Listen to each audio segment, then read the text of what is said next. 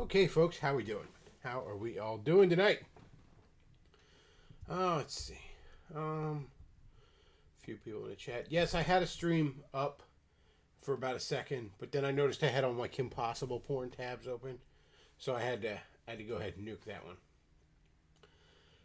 Somebody says, put the Thunderbolt stream back up. You know, I could have sworn I did. I thought that was back up. Hang on a second. Didn't I put that up?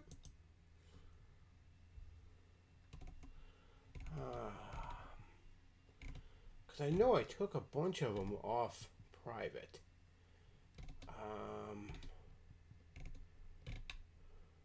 Let's see.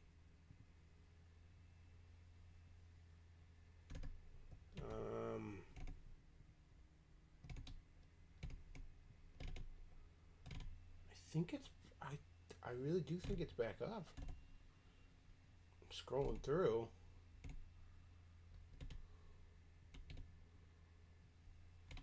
I swear I put that one back up. 'Cause I put a lot of them back up. Oh no, a lot of these are unlisted. Shit, they show up for me. They're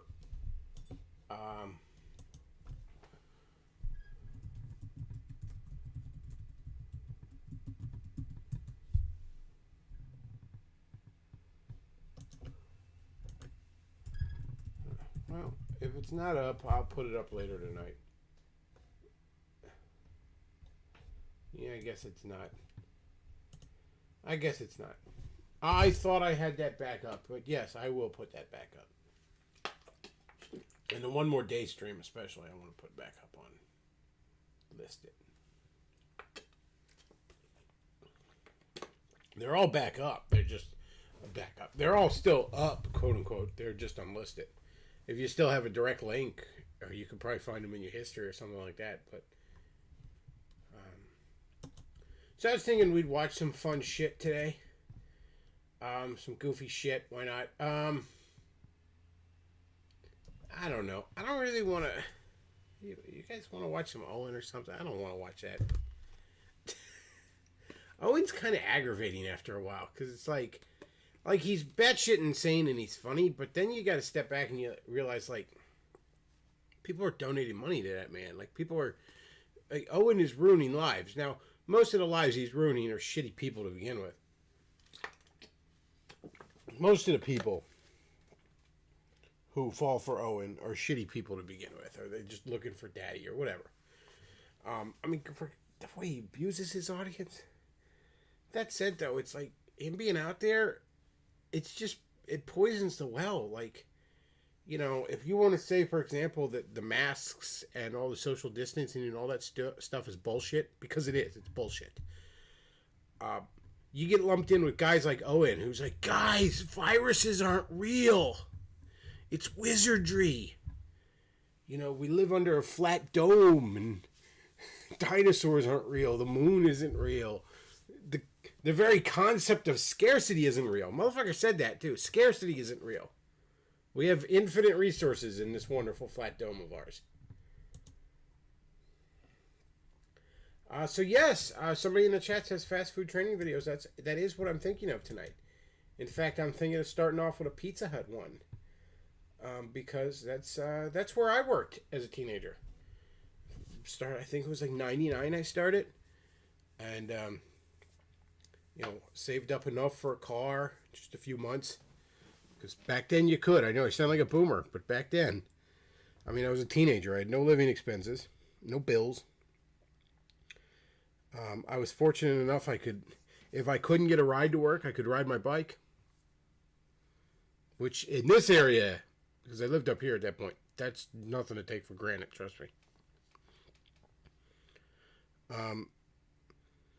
But it was one of the places that was close enough to my house that I could do that. And, you know, saved up about $2,000 to get a car. Easy enough to do. You know, over the course of a few months when... I mean, you weren't making a ton of money, but, you know, take a few bucks, set it aside so I could buy some comic books, maybe take the girl out for dinner or something like that, and then aside from that, I didn't really spend money on anything, so put it aside for a car. I realize it's a little bit different. I don't think you could get a fucking running inspectable car for $2,000 at this point. I don't know if you could.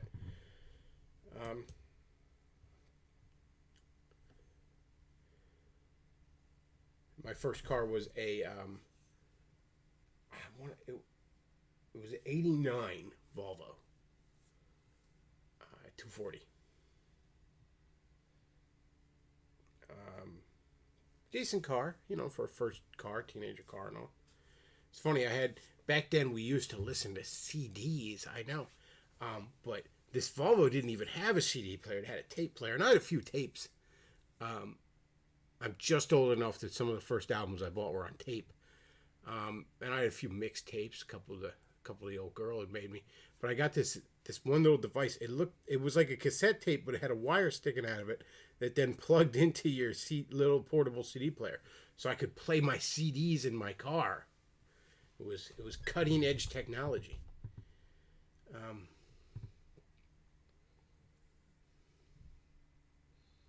Bedgeloff, did you take your GF to Pizza Hut? Because man, that would have been a crazy coincidence. I actually worked with her at the Pizza Hut. She had a job there too for a while. So we worked together. Fun times. As a teenager, you go through those break up and get back together phases and all. So working together really made that just very, very fun.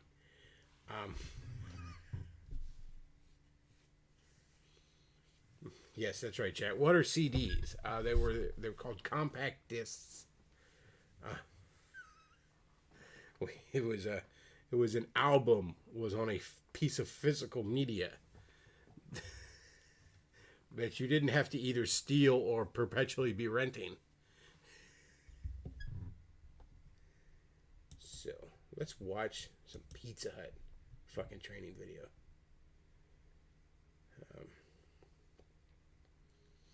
Domino's better than Pizza Hut. Papa John's better than both. Maybe now Domino's is. Domino's really stepped up its game in the last, close to 10 years. Late 2000s, they really stepped up their game and they got some good shit. Prior to that, though, Domino's was shit.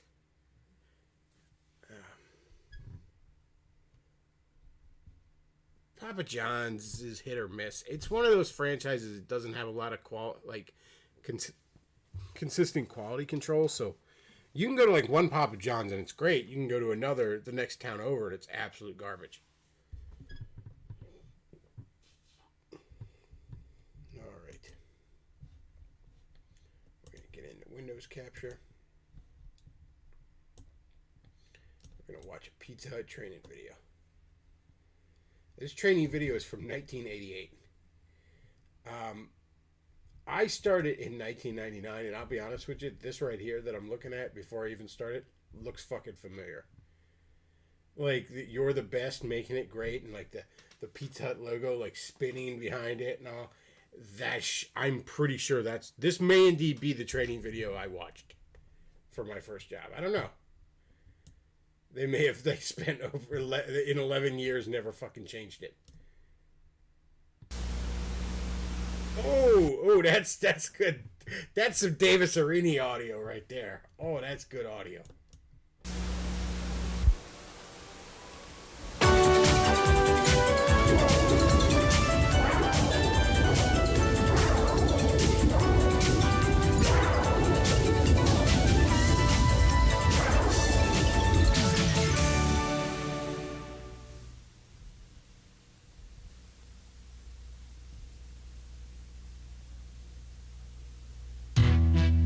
Okay, Julie, are you all ready to learn how to make a pizza the right way? Making it great. Yes, I'm ready. Are we going to cook pizzas now? Well, there's a lot more to it than just cooking. In fact, that's probably the easiest part.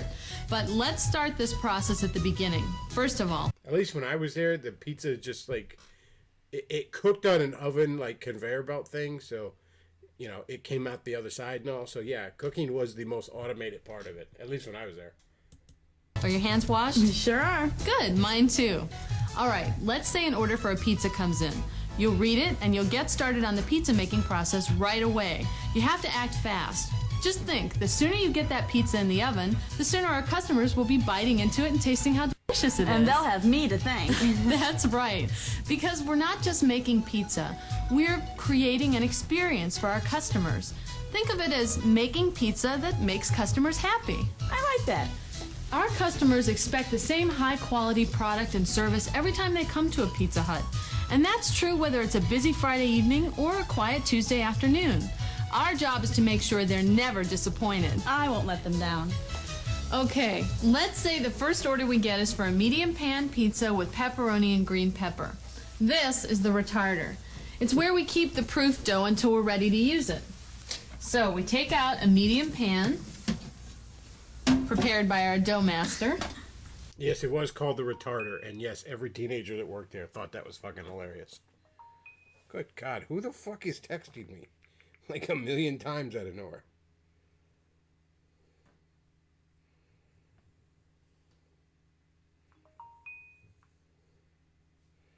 Oh, Lordy. And we check it for quality. Now this one looks good. See, if the dough weren't right, if it was stuck to the separator, or it was too flat, or it had air bubbles in it, then the finished pizza wouldn't be right, and our customers wouldn't get the best possible product.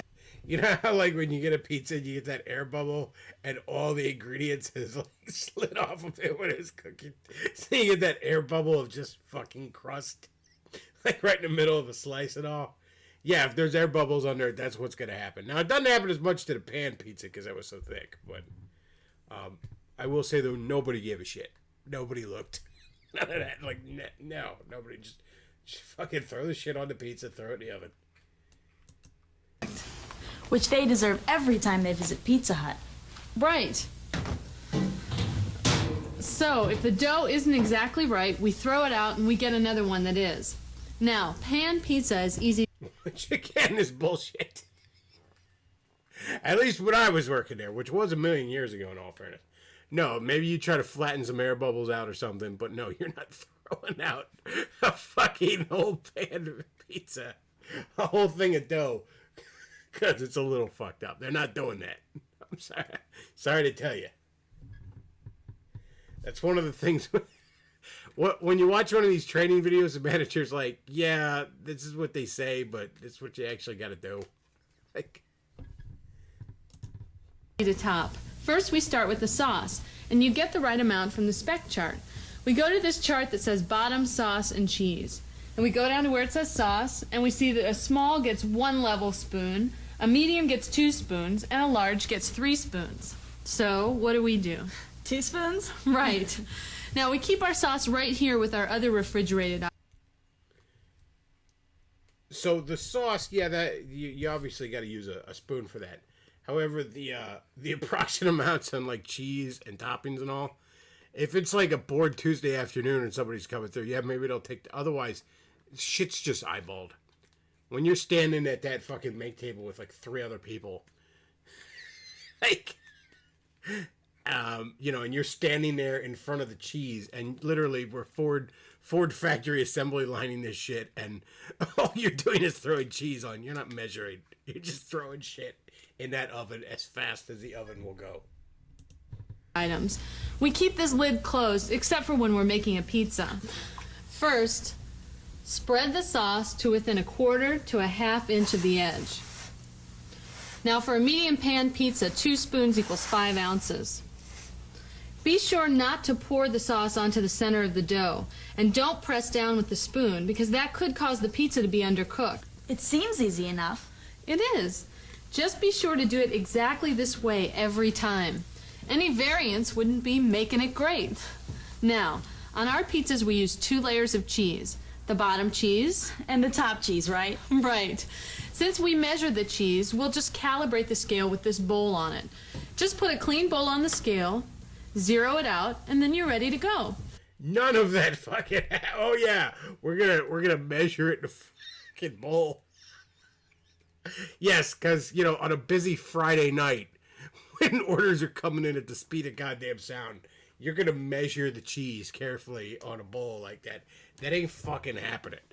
You're gonna grab a handful of cheese and throw it on that damn thing, and yeah, that looks fine.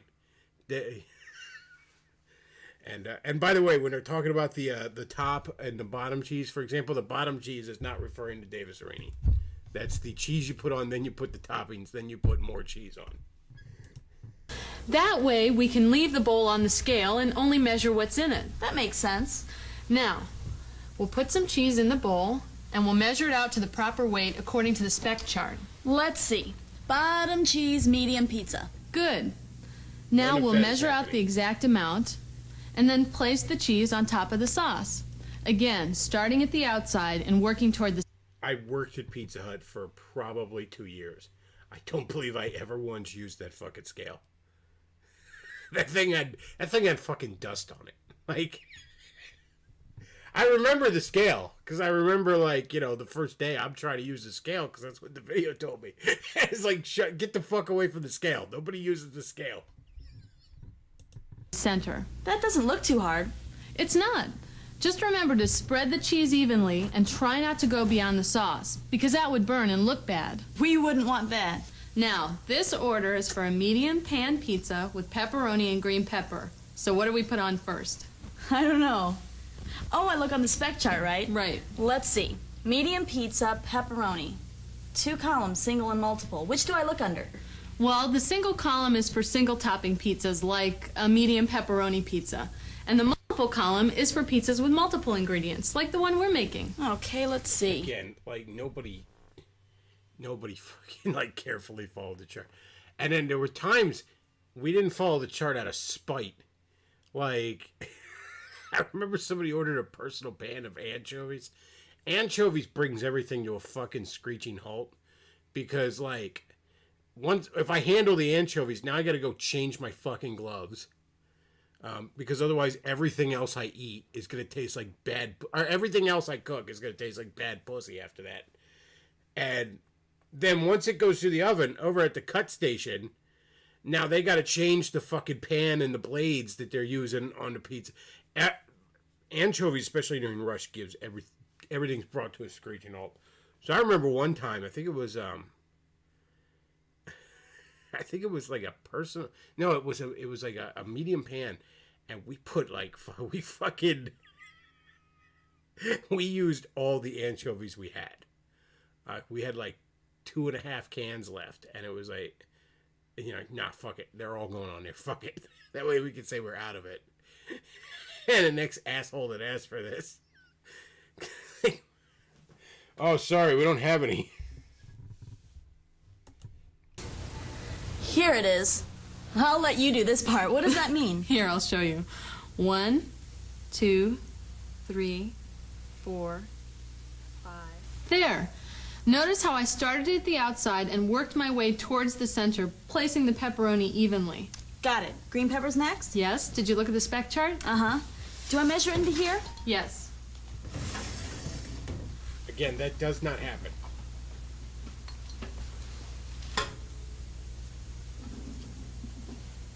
That's right, Chad. This is much more interesting. Now than what? Ernie's Good. stream. Now, place More the green educational, pepper too. on the pizza, starting at the outside and working your way towards the center. Just like I did with the sauce and the cheese and the pepperoni. That's good. Place them as evenly as you can.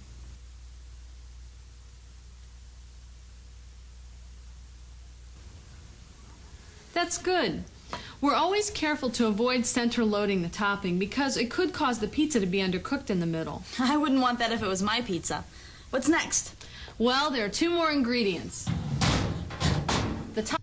People are saying, Steve Jerky says, we oil the fuck out of everything with vegetable oil.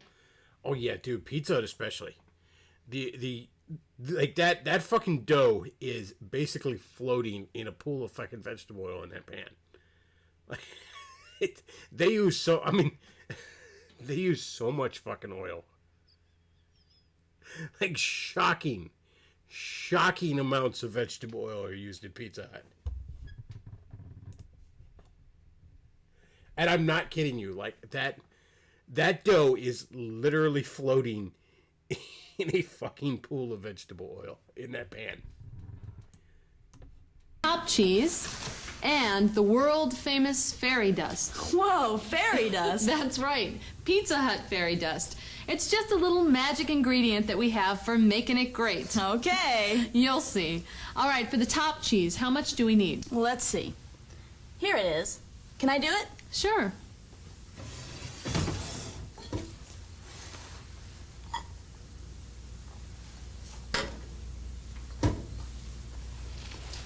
Okay. I spread the cheese over the top of everything else, but not on the edge of the pizza. Right. That's right, Jack. Cocaine. How's is the that? magic That's ingredient. good. Now we'll just make sure it's perfect. And now it's time for the fairy dust. This amazing substance is fairy dust. And it magically transforms our ingredients into the perfect Pizza Hut pizza. Come on. Okay. Actually, it's a careful blend of cheese and spice. But it really does give... It's Parmesan cheese and garlic powder. Just so we're clear. It's fucking... Yeah, it's a carefully blended... It's Parmesan cheese and garlic powder. The same thing everybody puts on pizza. our pizzas that extra delicious touch. And we're very careful about the number of shakes we use. You can check the spec chart. I'm gonna get sued. I just threw out company secrets. It's fucking Parmesan cheese and garlic powder. The right amount. You really do call it fairy dust. That's right. I will say though, the stuff they put on the bread, it's basically the same thing they put on the breadsticks. I mean, it's good. There's probably like oregano in it, shit, but it's basically like 99% garlic powder and fucking Parmesan cheese. And now, you see what a delicious and perfect Pizza Hut pan pizza looks like before it goes into the oven. Now, we just put it here on the conveyor. Notice how the pizza starts completely outside of the oven. It'll be done in just a few minutes. These are... Oh, somebody says I was about to send a super chat asking what's in the dust. Oh, man, I should have shut my mouth. Oh, man, I cheated myself out of a super chat. See, that's karma. That's what I get for spilling secrets.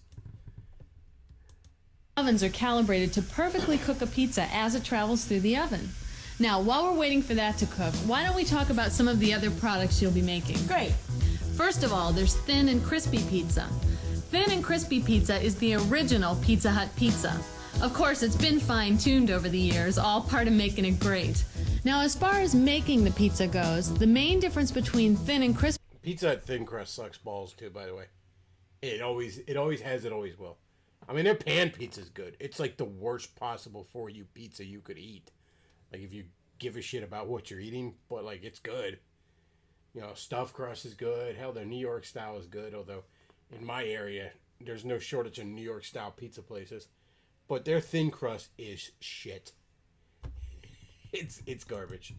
Pizza and pan pizza is the dough preparation. Pan pizza dough is portioned in pans and kept under refrigeration, but thin and crispy pizza crusts are made to order. Now, pan pizza proofs individually in the pans, but thin and crispy pizza dough rises in this container. Whenever you get an order for thin and crispy pizza, you have to prepare the crust. The only exception is during rush times, we might prep a few thin and crispy pizza shells in advance so that we can get them in the oven quickly. Because our customers count on us to make it fast. No, the stuff is always done in advance. I don't care if it's 1:45 on a Tuesday afternoon and you're the first customer they had all day. I can assure you, they're not preparing your dough right then and there.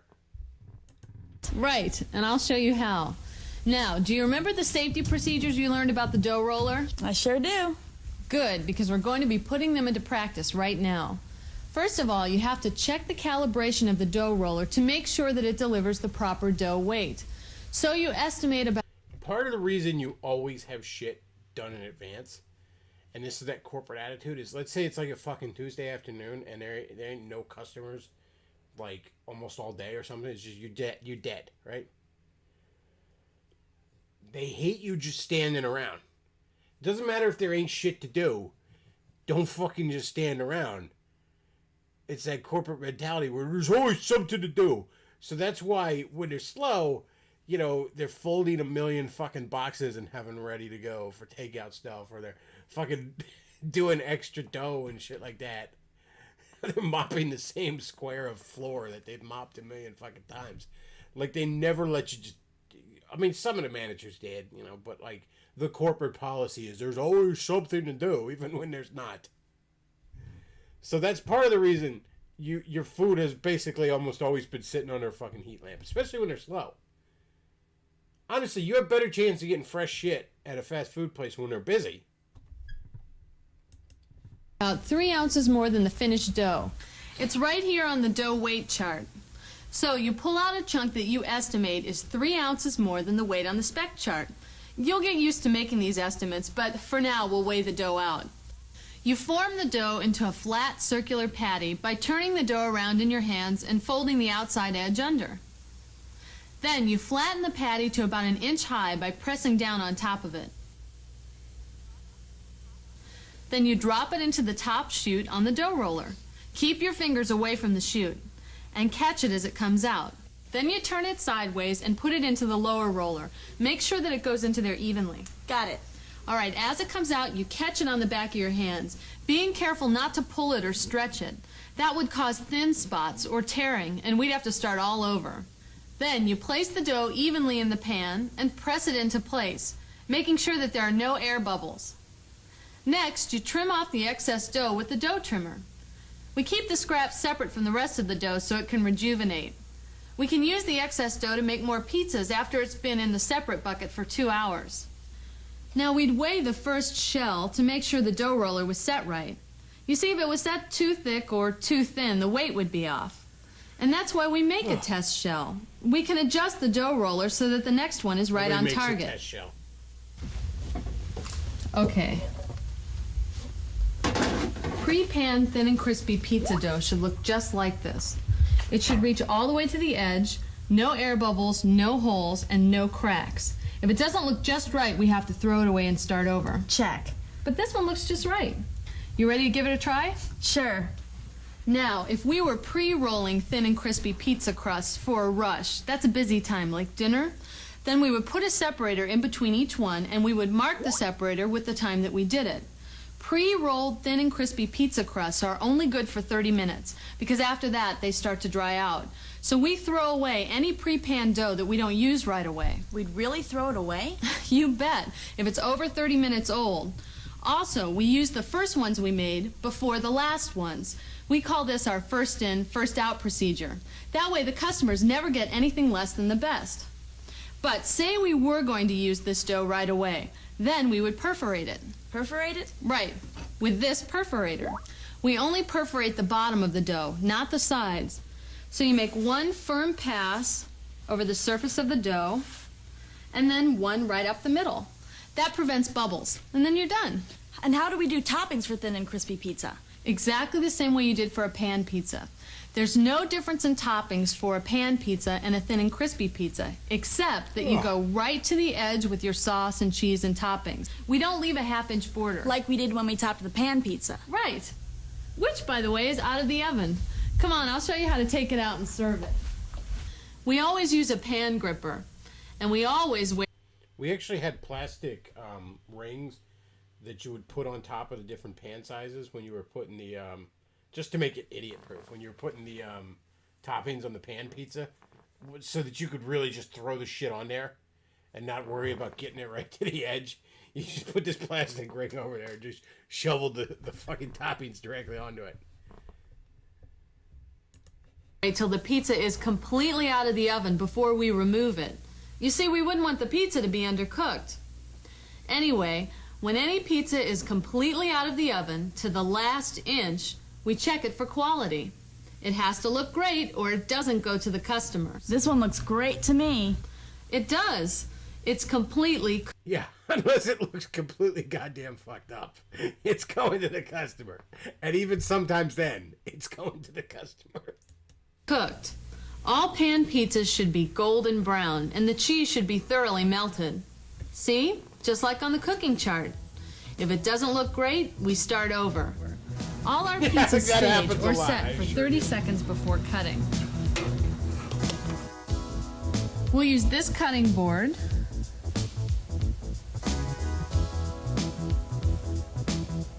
And this rocker knife. Be sure to hold it like this and cut all the way through the crust. This is a medium pizza, so it gets cut into 8 slices.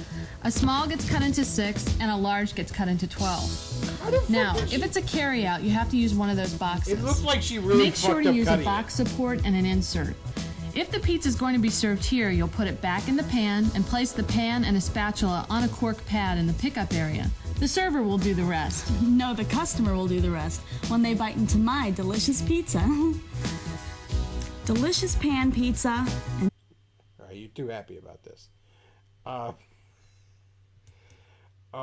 Back off, did your pizzas look that good? I mean, sometimes it didn't.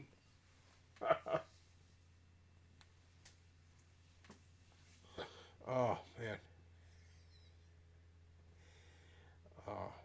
We'd be at the main table, we'd basically be eating toppings all fucking night. Like some of the toppings were actually still good cold, like pepperoni or the Italian sausage. The fucking cheese. They're just standing there just fucking stealing toppings all night, like all of us.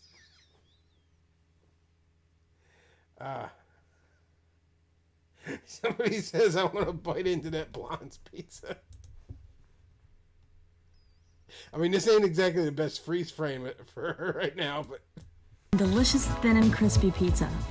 What more could a customer want? Personal pan pizza. What? That's another important product you'll need to know about. Oh, yeah, I forgot. Personal pan pizza is a smaller version of our popular pan pizza, like the one we just made. It's a lunchtime favorite because it gives our customers that big pizza flavor in a lighter lunchtime size. And it's also ready fast, which is very important to our lunchtime customers. I've had that before. I bet you make a whole bunch of those every day. We do. And that's why, depending on our prep list, we're going to be pre-topping some of them for the lunch rush. That's a good idea. Do we make them the same way as we make the larger pan pizzas? Almost, but there are a few important differences. First of all, we stamp personal pan pizza doughs after they've been proofed to give them the right shape and get them ready for topping. Also, because the topping amounts are much smaller, we use scoops to measure them. Otherwise, it's pretty much the same. Again, nobody uses any of those things. I mean, yeah, they stamp it, but nobody measures the fucking toppings. It doesn't happen. Same. But we'll be going over personal pan pizzas in more detail later. Sounds good. There sure is a lot to know about making it great. I'll show you what you need to know to be a professional. For now, just keep in mind that it's your job to make sure our customers get the best quality pizza we can give them every time they're here, with no shortcuts and no compromises.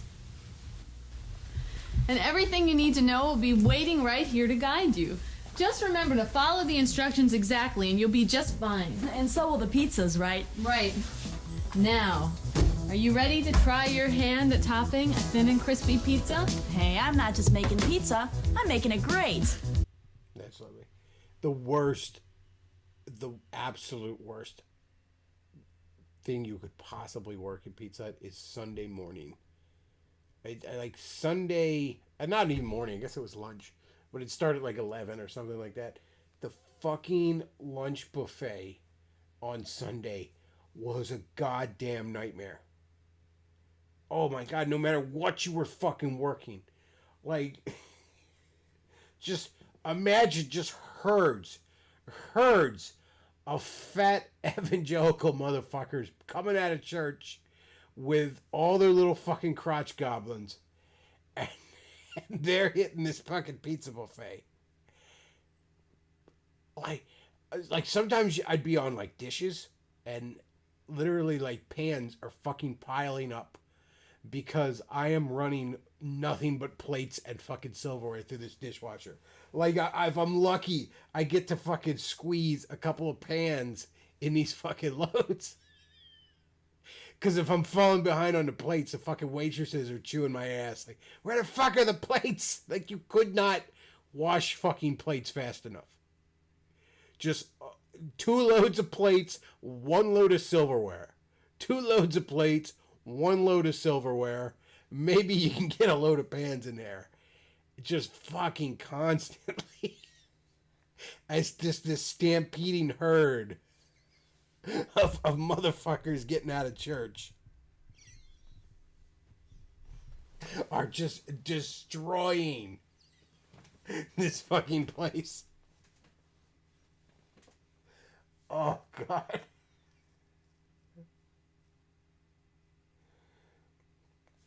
Oh, my God. You just could not fucking wash the plates fast enough.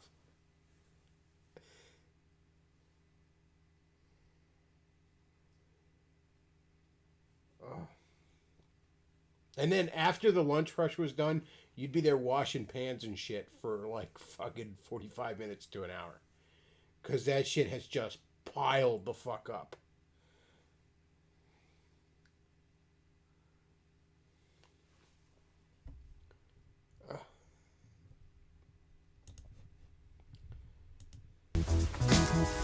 Now, let's go over the special topping procedures for hand-tossed traditional pizza. It has several unique ingredients, so there are some special ways that we make it. By the way, everybody in the chat who's like, yeah, I'd bang that blonde chick. She's like 50 now, just so we're clear. Great. Now, the dough master will have pre-portioned and panned the dough. So when you remove it from the refrigerator, just check it for quality and make sure the dough extends all the way to the bottom of the rim. For saucing, you'll spread on some of our special hand-tossed traditional pizza sauce to between the first and second perforation marks from the outer edge. Be sure that you don't go beyond that outer perforation mark. Then you'll distribute the bottom cheese out to that same line. Then the toppings go on to within half an inch of the edge. Now, when you distribute the top cheese, be sure once again that you don't go beyond that outer perforation line. And make sure that the cheese and toppings completely cover the sauce. As always, avoid center loading. Then you'll clean up the outside edges and shake on the proper amount of fairy dust, just like we do with pan pizza and thin and crispy pizza. Don't worry, all of these instructions are included on the station guides. And the job aids near the make table will give you the proper ingredient amounts. That's all there is to it. That pizza will give them a reason to come back. There's one more product you need to know about, Priazzo. That's a rich double-crust Italian pie, and customers can choose from a variety of delicious fillings. That sounds... I never even fucking heard of that one. I mean, this was from 88, so it was 11 years after I started working there. But I used to eat at Pizza Hut when I was a kid. You know, we had like the book it thing. You got free personal pan pizzas if you read a book when you were in elementary school. It's fucking great. I remember when I got Turtles 2 on the NES, I got a fucking free pizza with that. But yeah, I never heard of this one.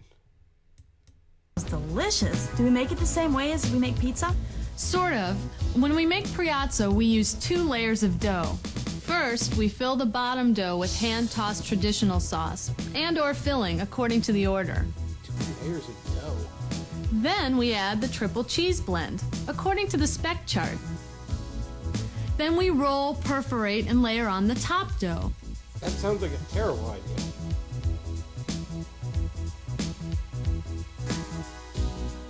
And we top that dough with the proper sauce using a personal pan pizza spoon.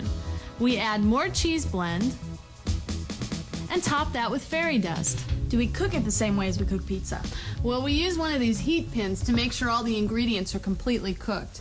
The heat pin helps make sure the heat is evenly distributed, but otherwise the cooking procedure is the same. That's some pie.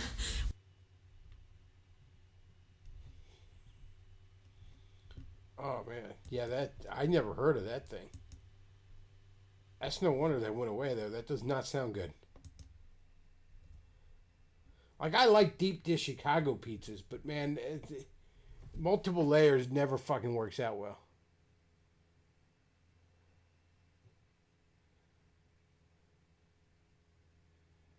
So he says you never cover the pepperoni when it's the only topping. Yeah, I don't remember doing that either. Pepperoni was always on top if it was the only topping. So he says I got personal pan pizza with any Turtles game, even the Tiger electronic ones. I had the Konami electronic one. And it had a personal pan.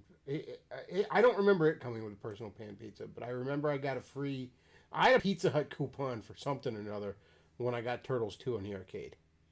The arcade game, I mean. Turtles 2, the arcade game for the NES. But no, I don't... Like, I had like a Konami... It wasn't Tiger. I think Konami... Because Konami did their own LCD things. And it was a Konami handheld. And I had a Turtles one of that, but I don't remember it coming with a coupon for pizza. Eldritch Fans sends $2, says, reading Marvel's Secret Invasion. How about a review? It was alright. I mean, I ain't read it in a while. I ain't read it since it first came out. It was fine. It didn't really... Like, the tie-ins to it was more interesting than the actual event. Like, the tie-ins going... Like, all the Avengers books during Secret Invasion, like, their tie-ins... Like, and there were, good God, there were like 2 or 3 Avengers books at the time. All their tie-ins were talking about, like, all the times the Skrulls were working behind the scenes.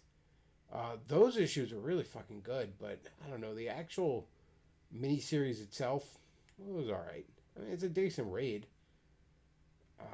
But it's nothing I ever felt the need to want to go back to.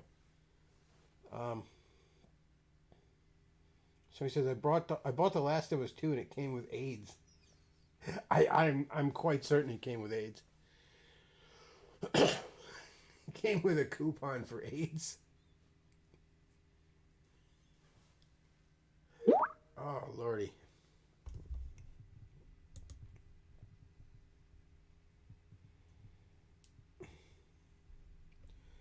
Let's see. I'm going to go ahead and I'm going to bring in John Steele. But first, I got to hop into a Hangouts. All right. All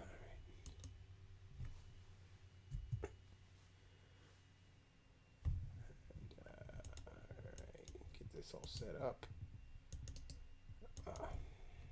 And then we'll bring in John Steele.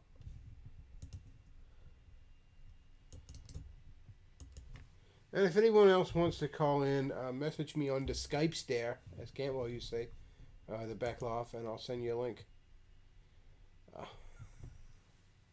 Yeah, you are much better off playing Turtles 2 on the NES than The Last of Us 2. When do you put the mayonnaise on the pizza? Ooh, that's no good. The one manager I had, this gay guy named Bob. And we used to actually joke that he wasn't gay, he was just asexual, and he willed himself to be that way because he hated children so much. But he was an actual chef at like some sort of fucking... some local restaurant that was just really high end. Like, I mean, he had worked at like 5-star fucking restaurants before. And he's now, you know, part-time job as a fucking manager at Pizza Hut, because just he had moved to this area where he just wasn't able to get the high-end jobs that much. But what was cool about working with him, aside from the fact that if you were actually working well, he treated you well, but being a chef, he would make us all sorts of like really great fucking food using the Pizza Hut ingredients, like just high-end shit that was just never going to be on the menu. Hey, John Steele, what's on your mind? Hey, can you hear me? Yep, we can hear you fine. Good. No, the reason I'm asking is I just bought a new headset. Yeah, I was wondering about, do you think we're not giving enough money to Israel? I think we are definitely not giving enough money to Israel. My recent backers have told me to think that. Yeah, I understand that your YouTube ranking increases if you believe that we need to give more money to Israel. Yep. I'm hearing rumors to that effect. I don't know if you've done a video on this about was it like several days ago, or was it even a week ago now? The YouTube the new censorship where they started they went after like guys like Molyneux and a bunch of others. Oh yeah, they show it. I didn't do a video on it. I think I mentioned it, but yeah, they show it a ton of channels just out of nowhere. Yeah, they just came, but I think it was kind of coordinated. No, YouTube and Twitter are not owned by the same company. No, but it's the same people sit on boards and stuff, and it's all interconnected, way more than anyone wants to admit. Yeah, because they showed them off of Twitter too, like the next day. So it was yeah. It's just hard to believe that could just happen organically without some pre-coordination. You know what I mean?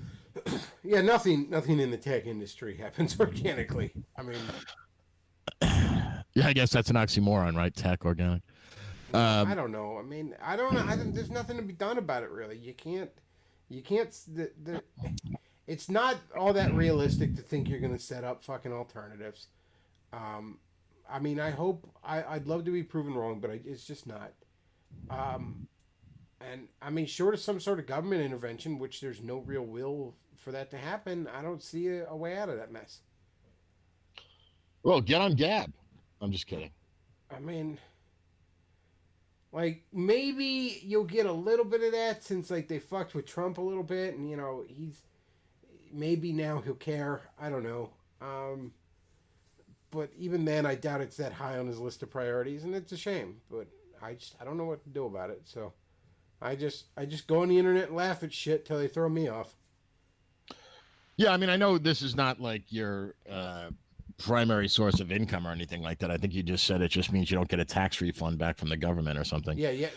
Last year, it just managed. It was just enough money that it nipped a good chunk of my tax refund. Well, that's because you don't have any deductions, motherfucker. You need to buy a house or something to have a mortgage, or have some kids so you can deduct as dependents. But yeah, it's rough being a single guy when you don't own any property and there's nothing to deduct. They kill you on the taxes. But I was wondering, your thoughts on the. I don't know if you.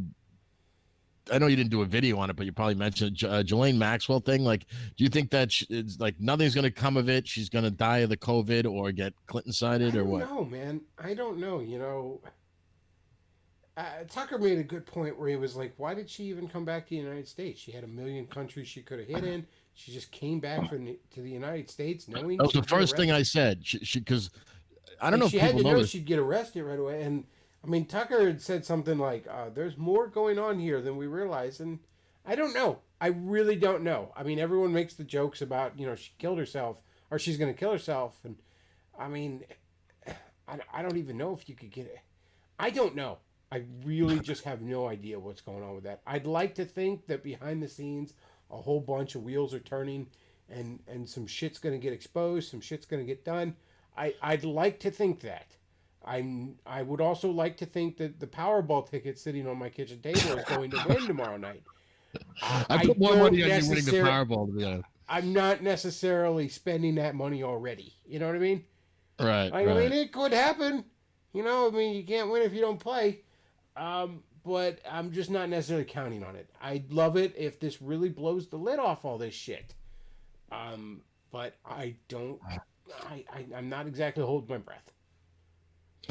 Well, one thing I did see on my Twitter feed, I don't know who it's from, despite the fact I only follow like 30 people on Twitter, but apparently there is a rumor going around that Adam Schiff, you know, the congressman with the crazy eyes, that he molested several underage black males. No, gave him the old Jim Goad, huh? Yeah. Well, I think but I don't know if he was pitching or catching. Yeah, the old chick, that's fucked up. Yeah. So apparently that's something that's going around. Apparently there was a civil suit that was brought against him where the records are sealed, and there's some rumor that Bob Barr is doing some investigating into that. Again, I'd love nothing more than for all this shit to get blown wide open. You know. But I don't know. I don't know that that's going to happen. I mean, to some extent it is blown wide open. I mean, everybody knows who the fuck, you know, Epstein was flying around, the list of politicians and celebrities. And everybody knows what the fuck was going on there. And, you know... Like, fuck it. I have a meme on the meme roll of Tom Hanks running his mouth about, I don't respect anybody that wears masks. And it's like, yeah, Tom, I don't respect anybody that hung out on Epstein's island. So, Don't fucking lecture me about masks, all right? Well, you're raping a baby to death. I don't want to hear it. Well, but he was wearing the mask when he was raping the baby, though. Yeah, he was wearing some kabuki mask or some weird ritualistic nonsense. As they're trying to summon Gozer. Yeah, see True Detective season 1 for more on that. No, but another funny thing is Ghislaine Maxwell. How do you? Am I pronouncing her first name right? I have no idea. Spelled like spelled with an S in it, but I don't know. I think it's like French, but. Oh yeah, apparently her and Chelsea Clinton were BFFs. Yeah, they were they wore the same dress to some event or something like this.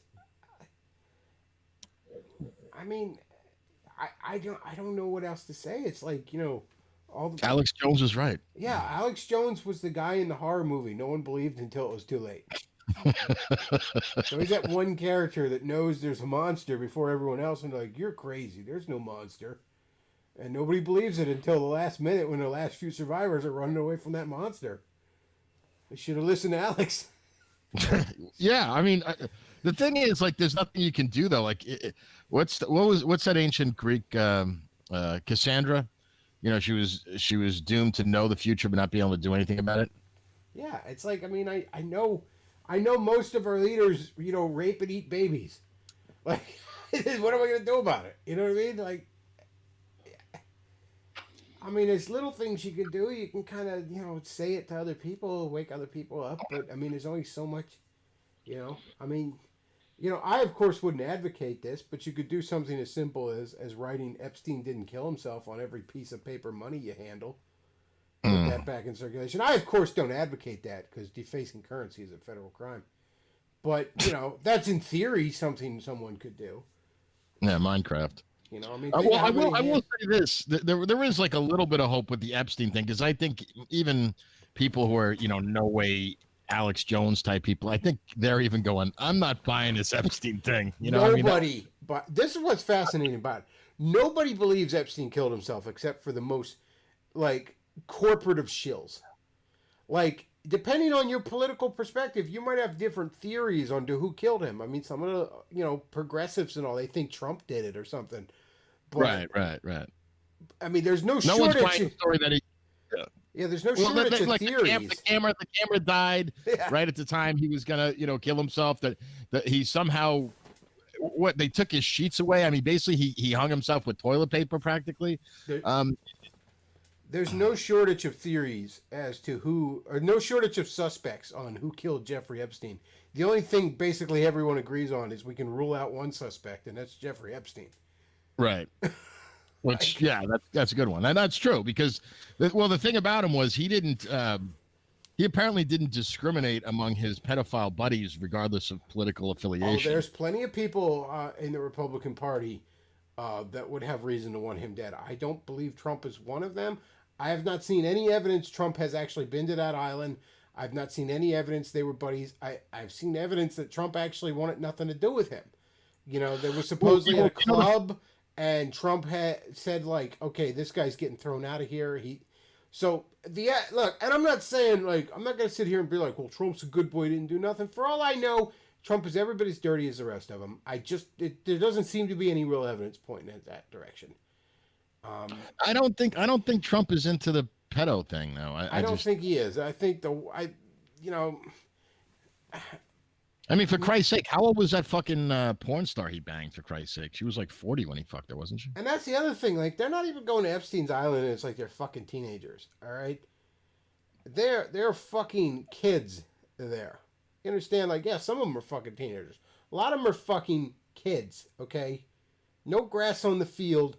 Fucking kids. Yeah, well, I'm not joking when I say they rape a baby to death. That shit goes down there. Yeah, well, the one thing about it apparently, and this was interesting to me, was there's no little boys, no reports of that at all. No. All girls. So at least it was heterosexual pedophilia. Okay, so it wasn't the Catholic Church, all right. It wasn't the Catholic Church. That's a separate island. You have to go to the Vatican for the boys. You go to Epstein for the girls. Yeah. So, well, which was kind of interesting though, because so many of these pedophile scandals. Well, isn't it true though, like that, like, I mean, statistically, it is true that the majority of pedophiles tend to be homosexual. I've heard a lot of people explain it as a lot of pedophiles don't even necessarily have a really big preference. In that they like they basically they get off on ruining the innocence. Yeah. That said, though, yes, there are for there are a disproportionately large number of pedophiles among the homosexual community as compared to the heterosexual community. I mean, Well, I'm just chop saying, that like, up to any reason you want. I mean, obviously, homosexuals are a smaller part of the general population.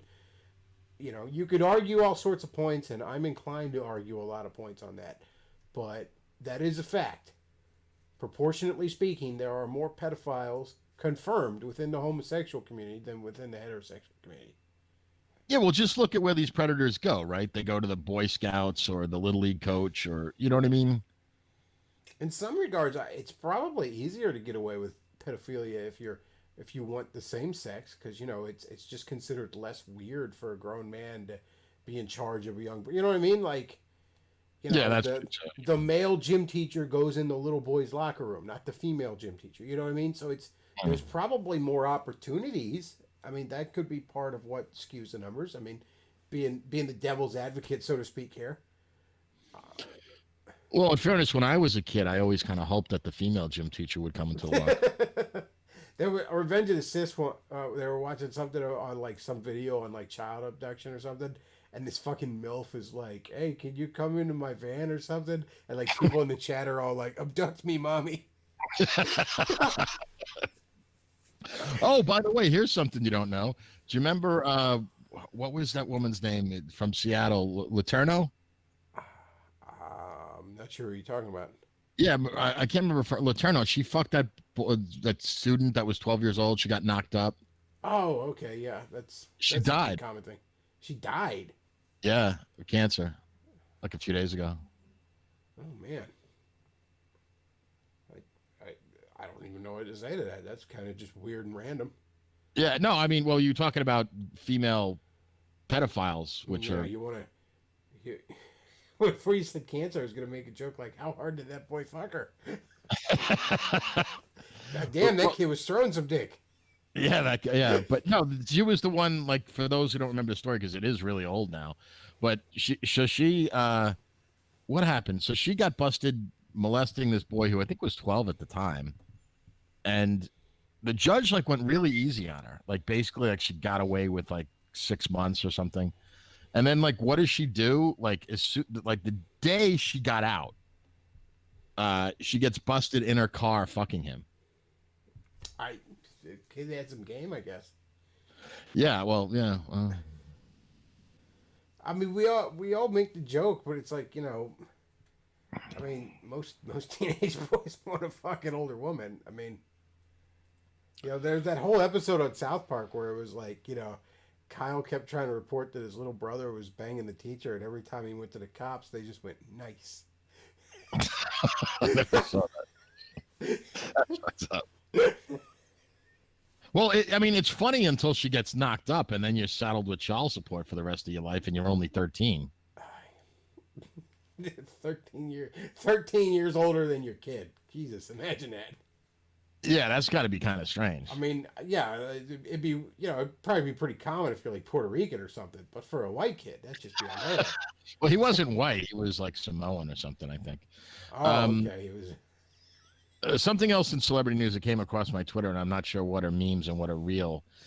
Something about Will Smith and his wife, like she's. Oh yeah, she was fucking somebody else. I guess they're getting divorced or something, which is kind of shocking because like that was a pretty ugly ass woman, at least by Hollywood standards. Jada Pinkett Smith was a pretty ugly ass fucking woman. I don't. Who is she? Like, what was she? She's an actress, a singer. What is she? She's an actress. I guess. Was she in was anything? in some of the famous? Matrix movies. She was. Yeah, she was like the black chick in the Matrix movies or something. Okay. She basically was talentless. She was fucking awful. Okay, and for a very long time, part of her, much like how Will Smith pushed his fucking talentless children on all of us, despite America at large saying please don't. Like he did the same thing with his wife. It was like, oh, I'm gonna make sure she gets into movies, and nobody fucking liked her. And I always thought she's just not a good looking woman. And I mean, say what you will about Will Smith, he probably went to Epstein Island and fucked babies too. But he was a handsome and charming man, and I always was kind of looking at that like, how the fuck is she? How the fuck did she land this dude? Well, I heard rumors he was bisexual. I don't know. A lot of people have suspected that, and a lot of weird shit going on with him and his son. I don't fucking know. I mean, again, the Hollywood types, you know, like they're probably all fucking garbage. Like 99% of them are probably just evil, evil motherfuckers. Like I remember a time when Will Smith was incredibly fucking funny and charming, and everybody loved him. But what is there something in the water in LA that turns you fucking queer? I don't know, dude. I think after a while, you probably got to suck a lot of dick to get jobs and shit. I just like that's why I just won't get caught up in like giving a shit what celebrities say anymore. Like even, you know, I've said on this show numerous times back when I was like had a huge boner for that Arrow show. Like I never followed that actor on fucking Twitter or anything because I know he's like probably a piece of shit. Like I love him in Arrow. Hell, I loved him in that terrible fucking Ninja Turtle movie he was in where he's Casey Jones. He's fucking great. But he's not fucking Oliver Queen. He's not Casey Jones. He's some empty-headed fucking pretty boy who probably had to get fucked in the ass to get those roles. So, I mean, like, yeah, Oliver Queen's really fucking cool. I'd love to meet Oliver Queen, but Oliver Queen's not fucking real.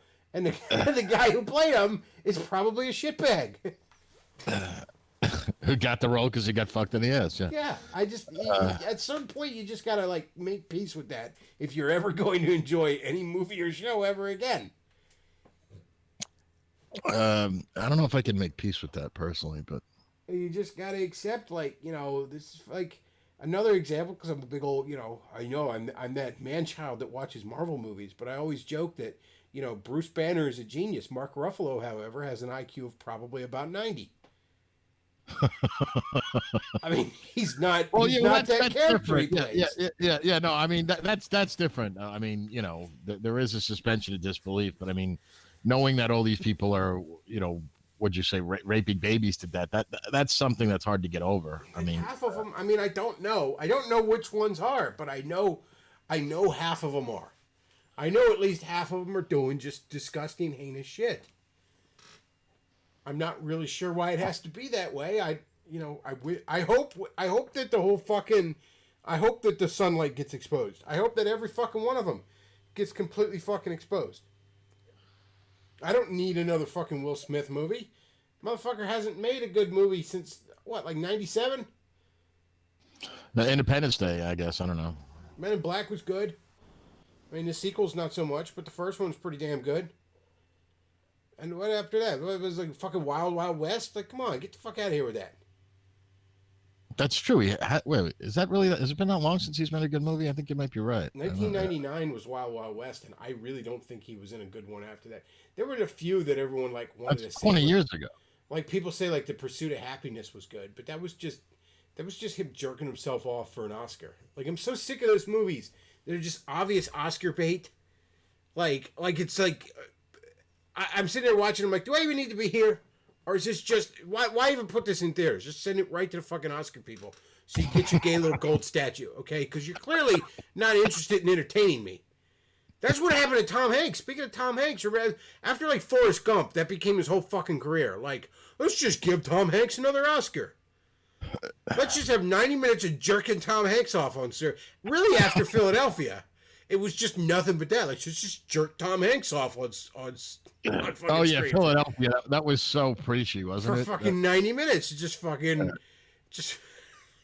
it's like, this isn't a movie. You're not trying to entertain me at this point. You're just jerking yourself off. Do I even need to be here for this?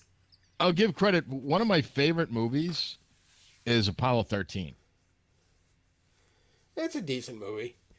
You know, well, I think not just because one, the guy who played in charge of what was it, Mission Control, you know, the guy who says, "Give me a no go for what I can't remember that guy's name, but he's a great actor. You know the guy I'm talking about, right? Is Remember that the that guy that was Lieutenant Dan? No, that's Gary Sinise. Gary Sinise, yeah. By the way, he is not a baby raper. Gary Sinise is a straight up Gary dude. Sinise seems to be pretty right wing. He almost seems to be like obnoxiously basic bitch right wing. Which in Hollywood standards, I'll take that.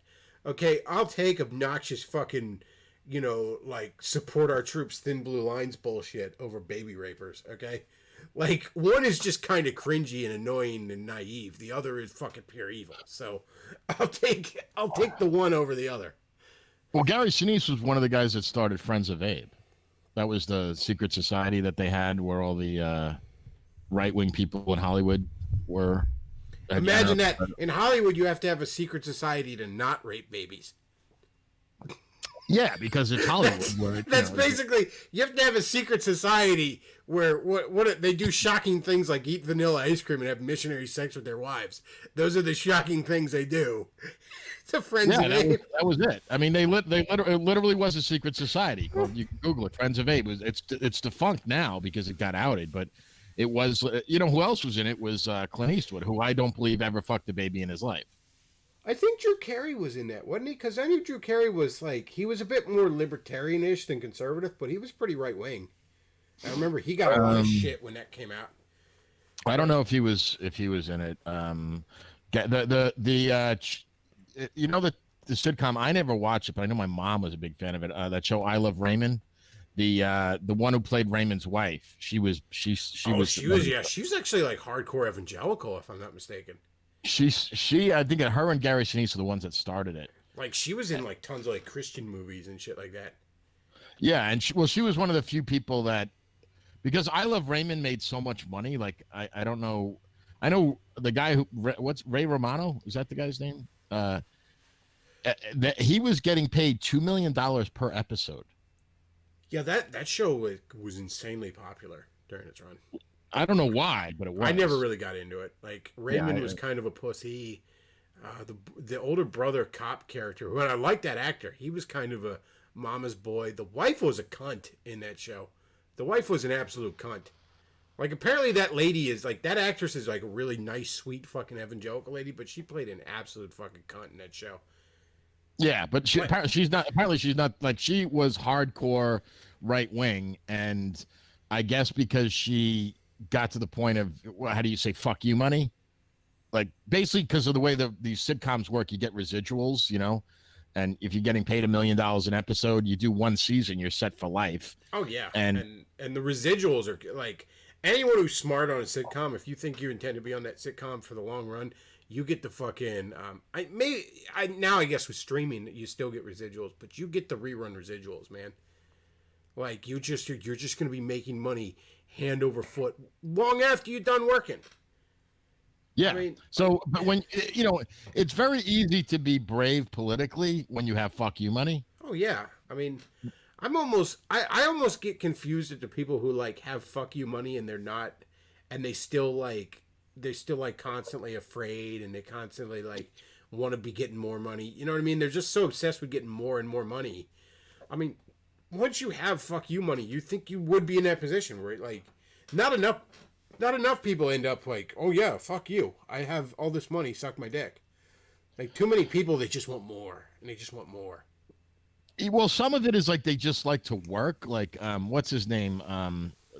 I'll try. Oh God, he's been in a million things. I always think of him from that movie Videodrome. I can't. What the fuck is his name? James Woods. Oh yeah, James Woods. He does a lot of voice acting now. Oh, does he? Well, he's technically retired, and he didn't come out of being, because he's really based. He's totally fuck the Clinton. I mean, the shit that he posts on Twitter. He got banned on Twitter, and then came back. Yeah, he does a lot of voice. He plays himself in Family Guy a lot. Oh, does he? I didn't know he has a recurring role in Family Guy where he plays himself, and he has like this rivalry with Peter, and they're like trying to destroy each other's lives. But anyway, he was right wing apparently his whole life. Like going back to, like he was a military brat growing up, and he went to like MIT and shit like that. But he was always right wing, but he always kept his mouth shut because he wanted to work. And not that he went around promoting, gay, baby fucking or anything like that, but he just kept his mouth shut. But once he retired, like, he doesn't make movies anymore. He just totally let it out.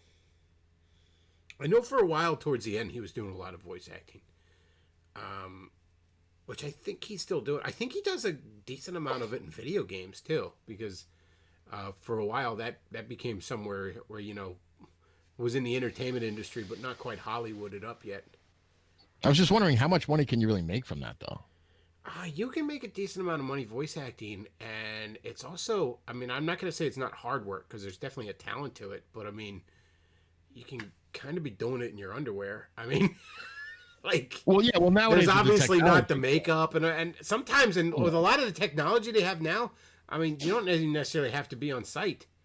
I mean, well, that's what I was just thinking. Nowadays, you could literally, because I mean, back in the days when, like, you remember when they made like Shrek, like that's when you had to go into the studio and the whole thing, and they do like 50 fucking takes. And but even then, I mean, you go into the studio, sure, but it's like you go into the studio, wearing like jeans and t-shirt that you threw on real quick.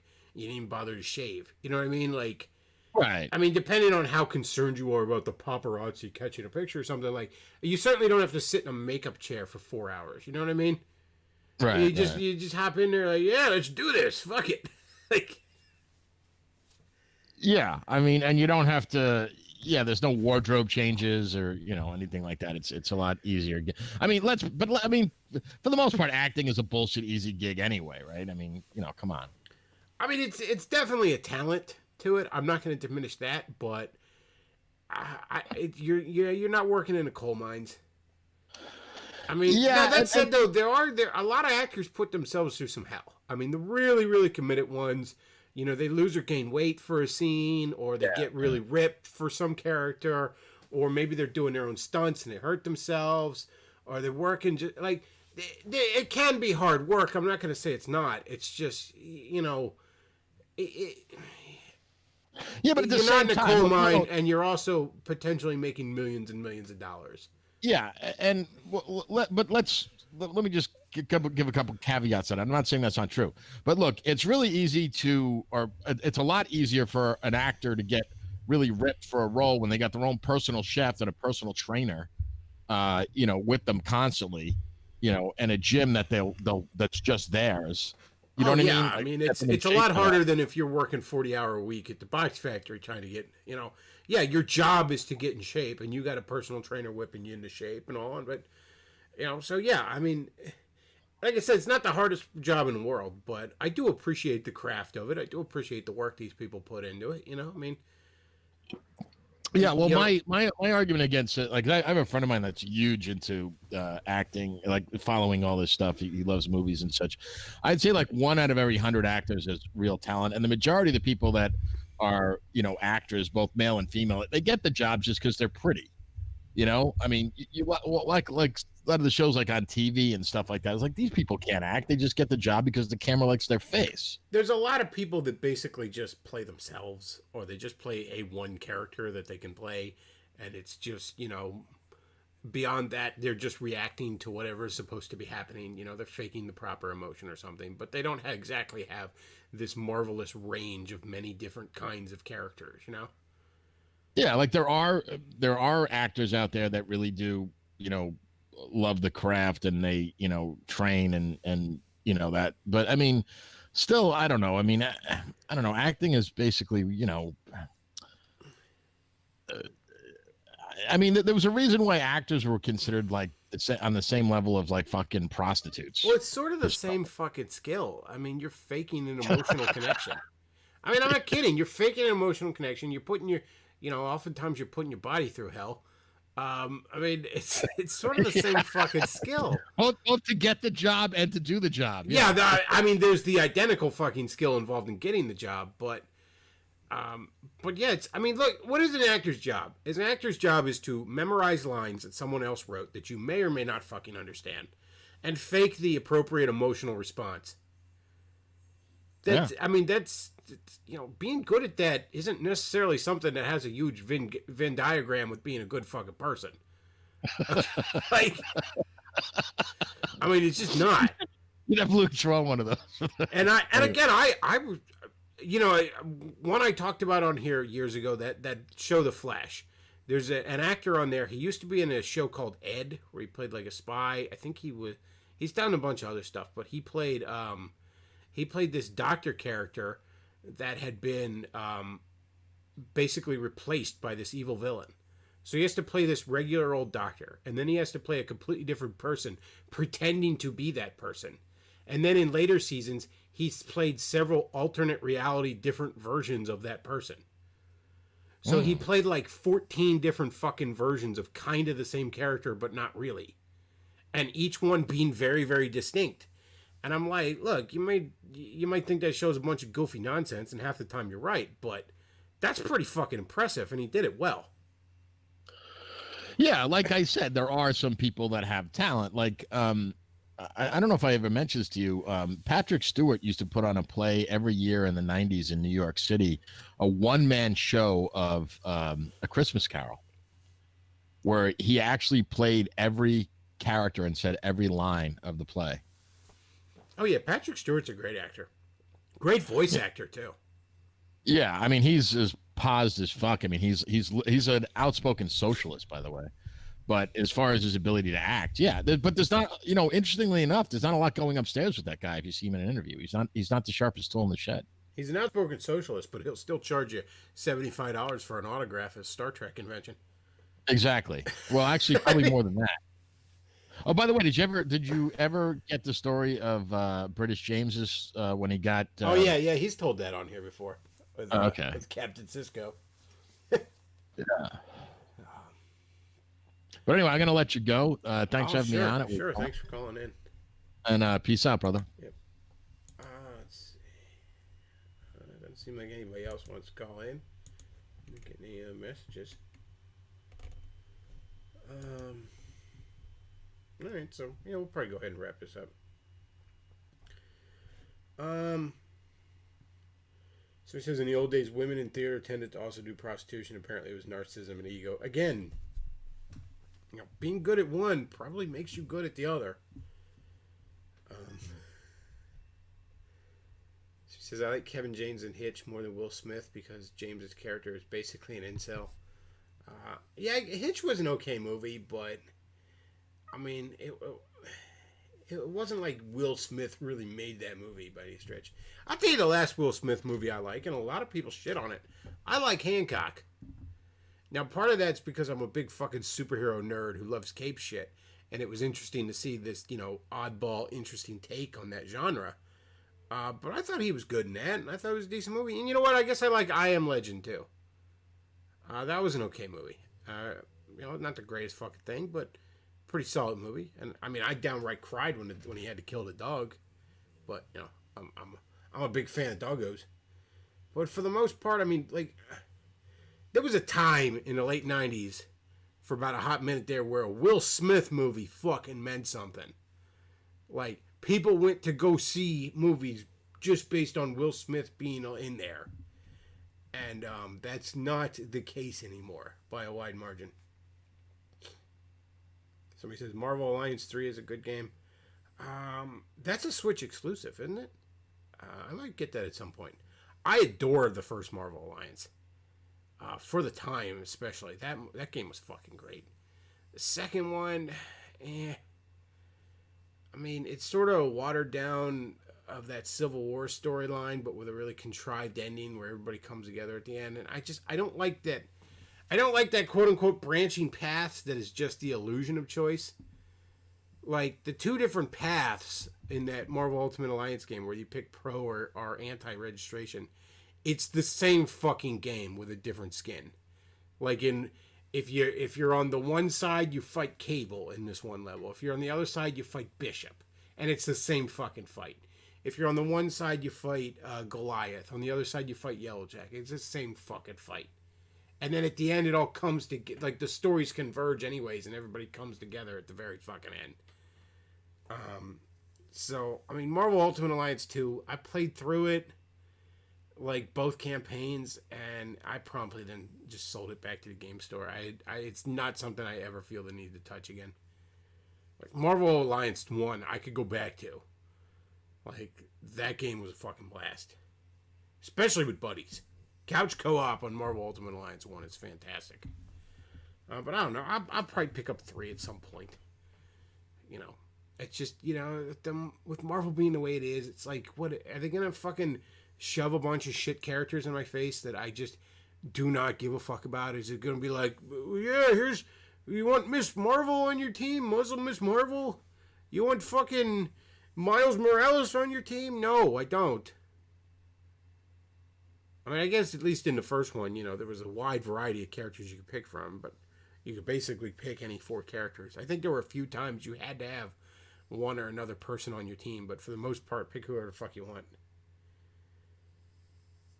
But yeah, is it just going to be a whole bunch of shit characters? I don't care. Like, you know, is Disney going to not let a bunch of X-Men characters or Fantastic Four characters in there because they're mad that... I guess now they own Fox. Maybe that's not an issue now. It's like, yeah, here's Miss Marvel, and here's the internet gas New Warrior character. You want him? Like, no. No, I don't want him. I don't want to see him. All right. Well, we'll go ahead and wrap this up then. So, that's about it for tonight, folks. Thank you all for listening. Beckloff